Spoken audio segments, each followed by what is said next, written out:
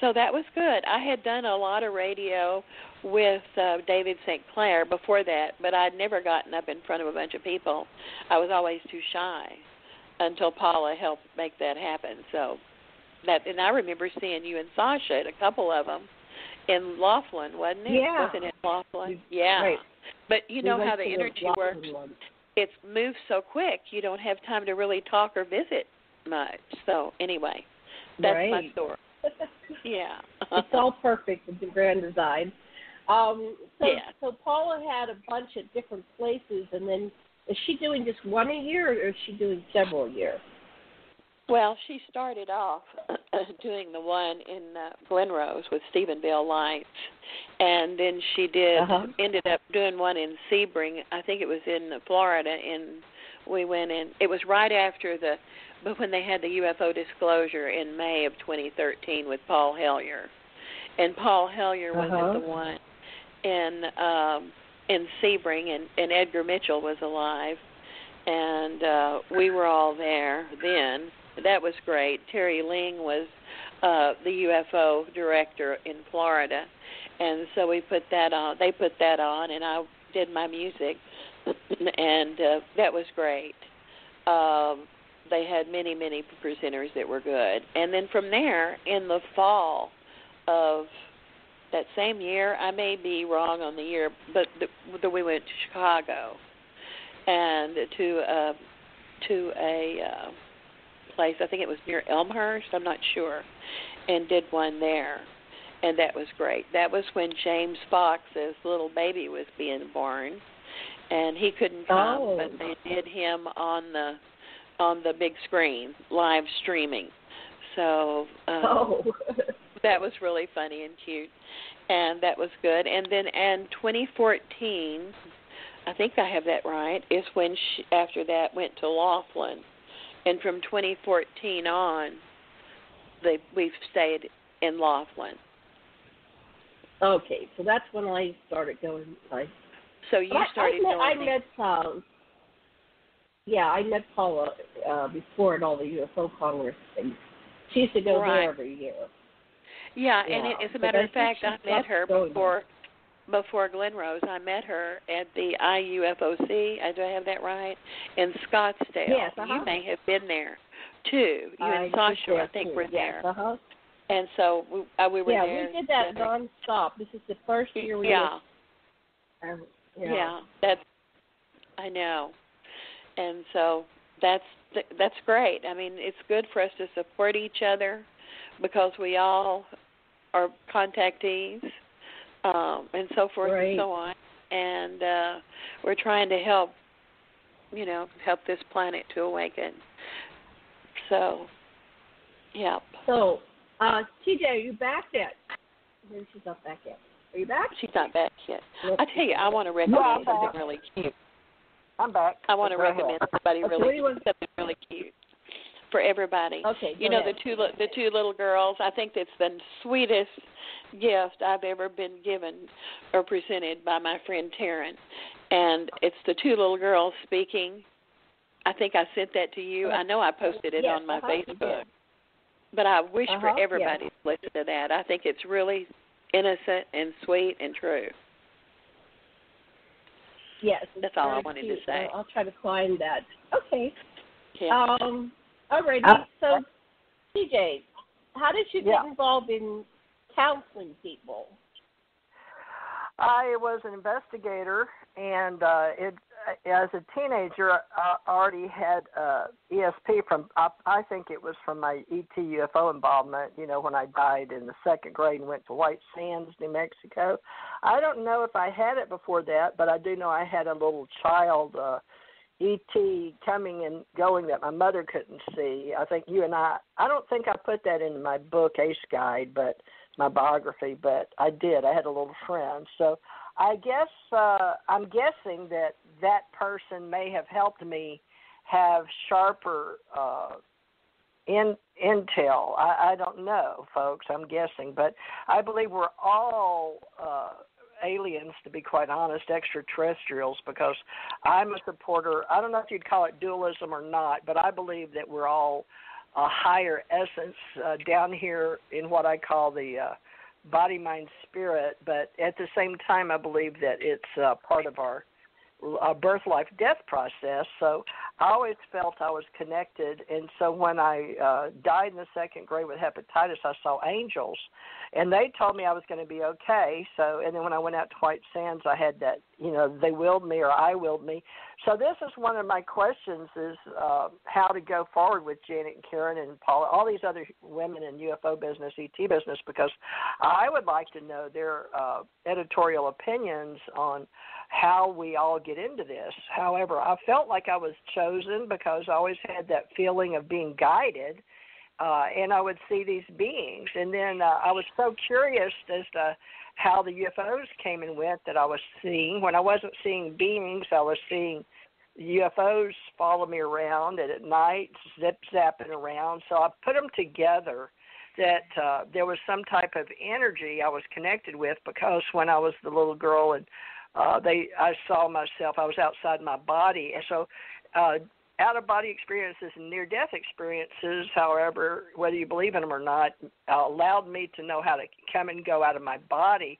And I started doing it a lot more dreaming at night and learning how to phase space as a child, because I wasn't allowed to talk about going to White Sands, so I knew from my grandmother and my uncles that were in some kind of secret, this UFO secret space stuff, that there was something to it, but it was like special. I just felt different and special because the adults around me wouldn't let me talk about it. If I wanted to talk about space or Sputnik or UFOs, or flying saucers back then in the 50s, folks. But I really was uniquely different, and as a teenager, I would use it with my boyfriend. And so people would know, how did you know that? Or how did you do that? So when the government came along and discovered me, going to that James Bond movie I talked about, I think it was last week in our episode with Karen and Janet, it was really about teenage time. I started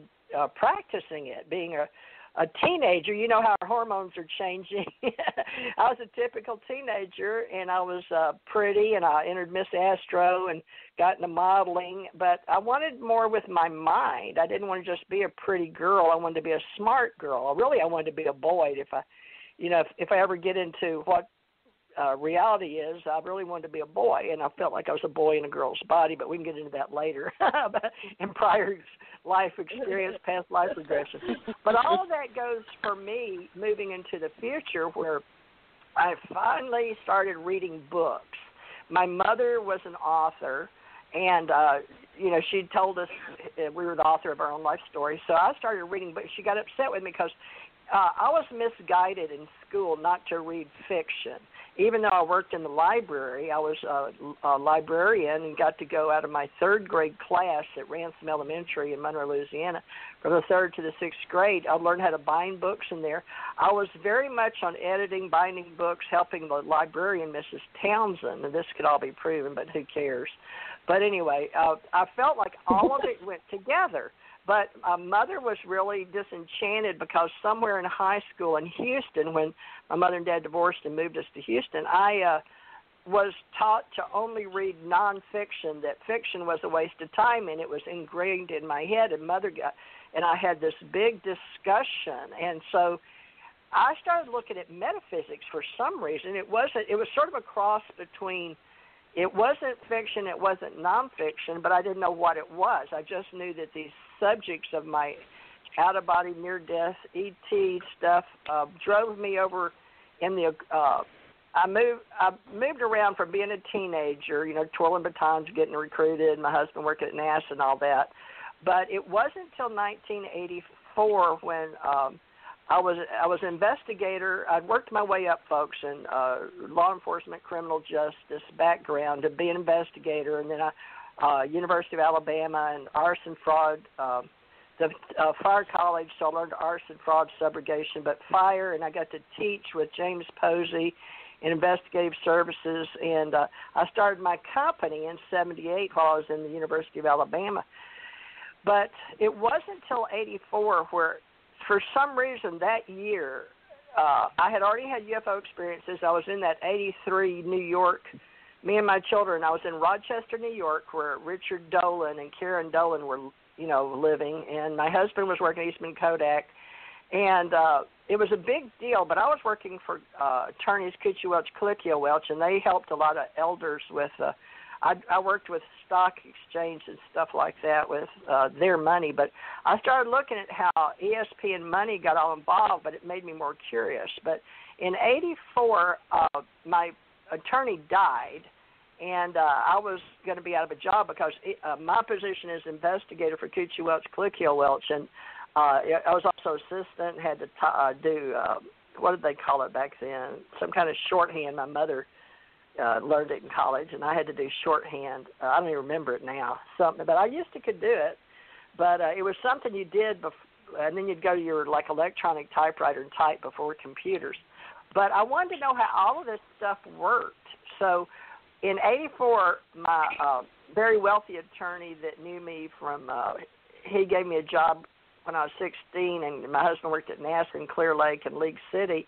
He made me a apartment manager, and that led to me learning about people and collecting money, and it was a long story. And he was very wealthy, drove around his gold Cadillac, but I sent out a resume to people, and he called me. It shocked me, and he said he got my resume. Would I be interested?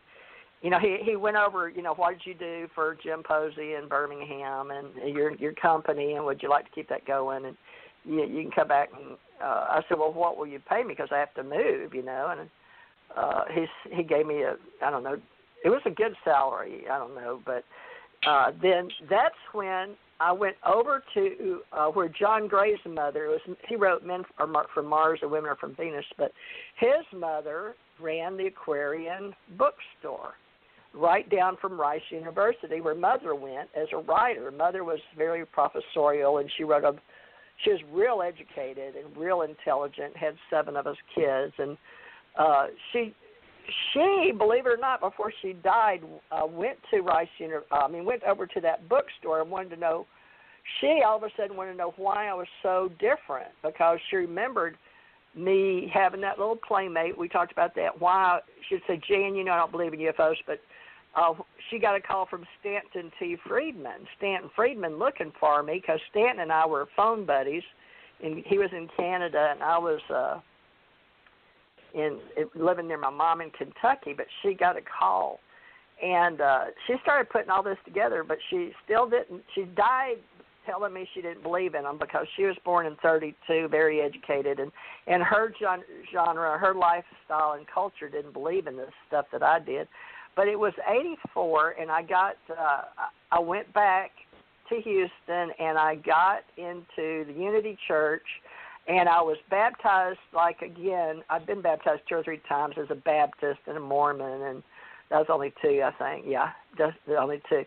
But I got laying on of hands in front of about 300 to 500 people, and we were singing in the Unity Church, We Are the World, We Are the Children, with Michael, which I thought was odd, with Michael Jackson's, we were all singing Holding Hands. But I got moved to go down in front of all these people in this gold pyramid. And I just walked out there like I was a zombie or a channeling contactee or something, and told this couple that was guest pastoring I got called by God and to please lay a hands on me and give me a blessing. And they looked at each other, were shocked, and talked to the guy that ran the church that was it's a big church, folks, in the gold pyramid. And they looked at him, and he looked at them, and he looked like, what do we do? He looked like, so they laid their hands on me, and we had a prayer, and I was called to the psychic world, and I started reading everything I could about all the world religions and churches and UFOs and ETs, and I put it all together with my ESP because that's what the government was interested in, was my psychic abilities and how I handled knives and did things as a teenager. It all went together. So I've